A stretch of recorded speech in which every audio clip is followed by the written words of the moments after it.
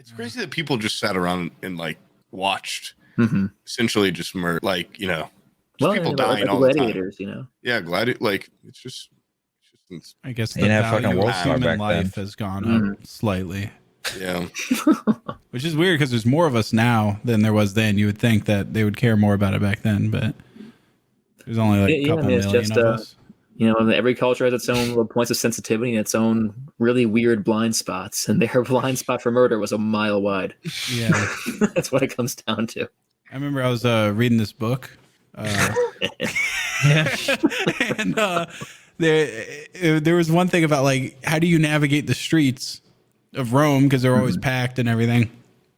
And there was like something in here about like if you were like an aristocrat, you would like hire someone with like a like cudgels to just beat people back. Basically, I'm thinking like, what? There's like a 65-year-old woman just walking, and there's like, get out of here, bitch! Like the guy's coming through. Yeah, that's a wild time. That old woman's grandson has the right to hunt that guy with the cudgel down. We have discovered this. And bring him to justice. Just a wild time to. What's funny is actually. Those cities were built and everything, and then they kind of just like stuck to it. And it's really nice being in America, where we realize it's more like this place was built within the past 250 years for the most part. But like we have a friend, Lisa, that lives in where the hell does she live? Somewhere in Italy, and like the city's ancient, and so like they just can't even bring cars in. Like everybody has like little mopeds and shit. Oh yeah, because the roads are all tiny and stuff. And I just look at that and I'm like, dude, I'm so glad I-10's right around the corner with like 4 fucking lanes wide. I can drive whatever down the road. And once I was driving in a village in Turkey, and so all the roads are exactly 1 car wide, and you're skipping your mirrors on both sides. And I pop out in a bazaar, just in the middle of a bazaar. There's everyone's shouting at me. There's fruit everywhere. Like plowing down stalls.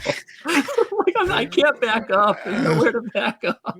I'm already like a slightly nervous driver on like a tiny Indiana road. Like I cannot imagine. I would pass out behind the wheel. I'd just go right through a fruit stand. See the bazaar, pass out, and I'm in over my head. There's no good way to back out or keep going. Yeah, right. It's all responsibility. I can't be responsible. So have you ever been in serious mortal danger, Indiana Jones style, while doing your studies abroad? I had more shit happen to me in Detroit than anywhere else. Studying the ruins of Detroit.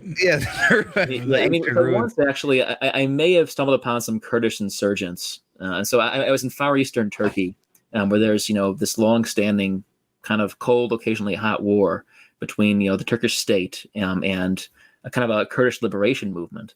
And at one point I was driving kind of along the Turkish-Iranian border, kind of going up north towards Lake Van. And I see kind of a sign that says in Turkish, highway closed ahead. And other signs you can't really trust in Turkey. It's like, okay, it probably isn't actually closed. There's only one road. So I'll keep going and see if it's actually closed. And I keep going and going. And there's like a line of like cones across the road. And this dude kind of pops out with like camo pants and like a crew jacket and like an AK-47 on the side of the road. He's like shouting at me in Turkish to pull around.